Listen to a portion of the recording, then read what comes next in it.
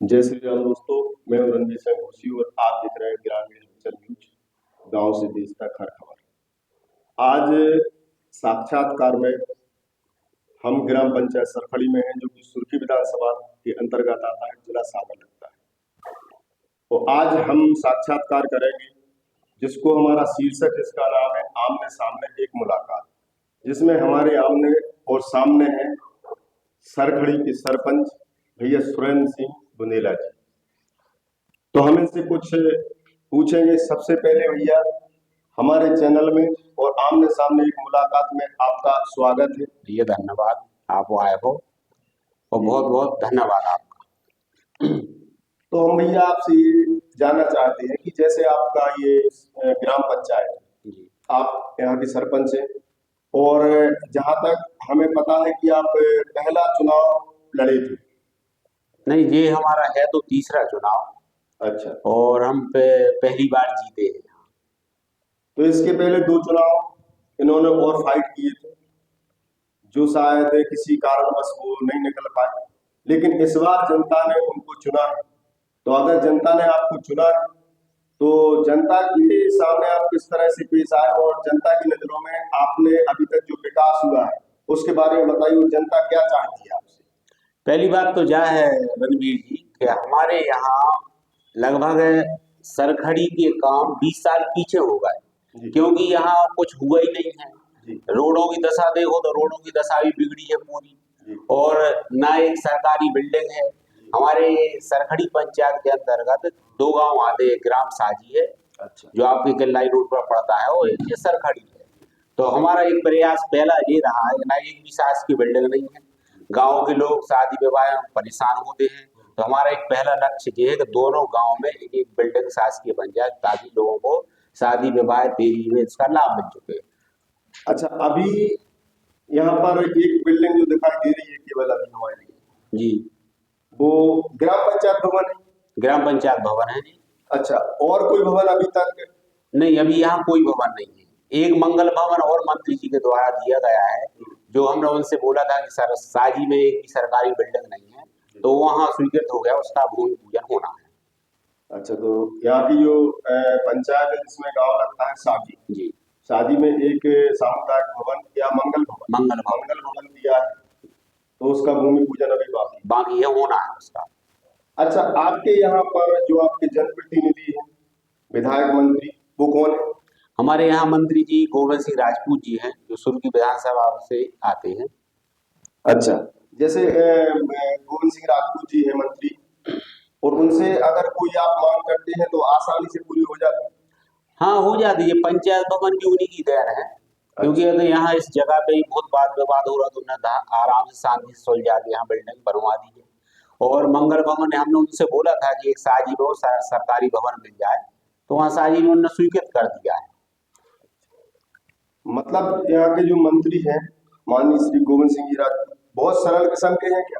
सरल है, आम देखो आम आदमी की तरह मिलते हैं, कोई दिक्कत नहीं किसी को। सुबह से जाके वहाँ देखो, हीरा सिंह राजपूत जी जो जिला अध्यक्ष हैं, जी सुबह 8 बजे से लोग उनके यहाँ बैठ जाते हैं, जी। और 12 बजे तक बिना खाए पिए भी गांव माने क्षेत्र के लोगों की समस्या को सुलझाते हैं।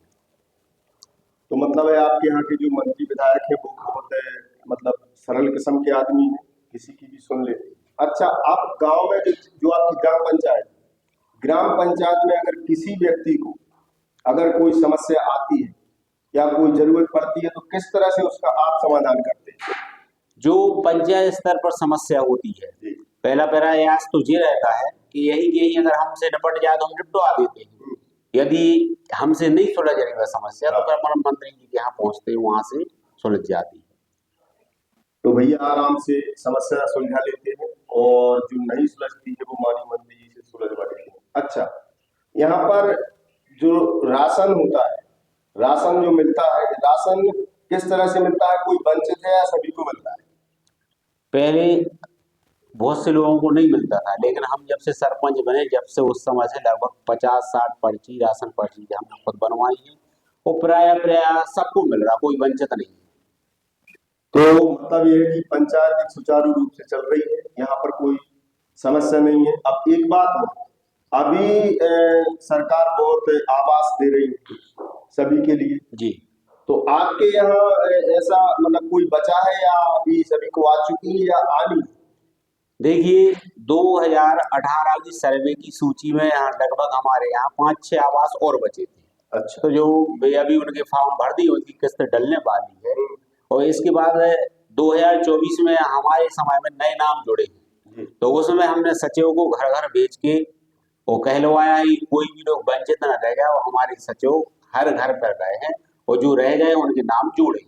अब वो भी, अब मंत्री जी का कहना है कि लगभग जुलाई से वो आवास भी 2024 के आने वाले हैं। मतलब यहाँ पर अब कोई खपरेल मकान नहीं बचेगा? हाँ, नहीं बचेगा।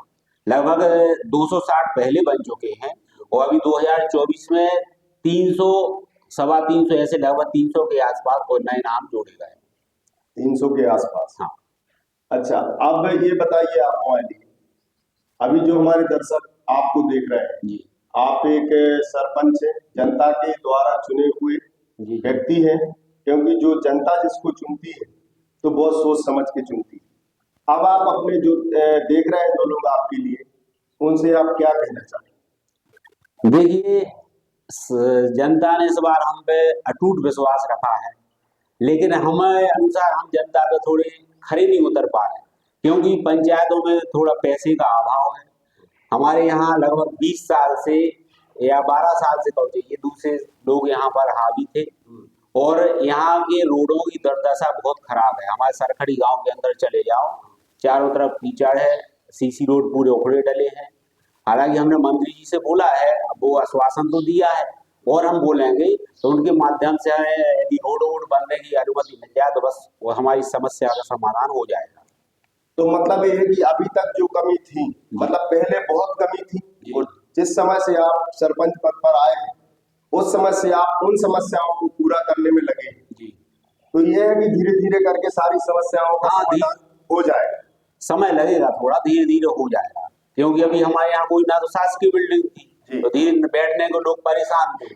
बैठ के हमारे सरकारी स्कूल में करते थे, ब्याह शादी अब स्कूलों में मिलती नहीं है, तो दिक्कत थी। तो अभी शुरुआत है, धीरे धीरे समय लगेगा, हो जाएगी, पूर्ति हो। अच्छा, आपकी ये जो बिल्डिंग अभी जहाँ पर हम साक्षात्कार कर रहे हैं, ये ग्राम पंचायत की बिल्डिंग जी, इसका स्ट्रक्चर और सारी चीजें देख के लग रहा है कि ये काफी अच्छी बिल्डिंग है। जी जी। इतना आलीशान बिल्डिंग बनाने का प्रस्ताव कैसे आया आपके अंदर? देखिए, हमारे सबसे मुख्य समस्या तो यही थी, हमने आपको पहले ही बताया कि सरकारी बिल्डिंग नहीं थी, लोग बहुत परेशान थे। शादी विवाह 13वीं के लिए हमने माननीय मंत्री जी से बोला, हीरा सिंह राजपूत जी से बोला, तो उन्होंने ये स्वीकृत करवाई। और ये 10 लाख मनरेगा से है, वो 10 लाख 15 वित्त की राशि से बनती है। और आप खुद देख रहे होंगे इस बिल्डिंग को हमने बड़ी मजबूती से बनाई है, कोई भी इसको कमी नहीं निकाल सकता। ये जो बिल्डिंग है, ये बिल्डिंग इतनी मजबूती से बनी है कि जिसको कहते हैं अमर, ये बिल्डिंग अमर है। और आपका भैया बहुत बहुत धन्यवाद, बहुत बहुत स्वागत है और आने वाले समय में हम फिर मिलेंगे आपसे। धन्यवाद। बहुत बहुत धन्यवाद भैया, आपने जो हमारी बातें जनता के सामने उजागर कर रहे हो, तो इसके लिए बहुत बहुत धन्यवाद।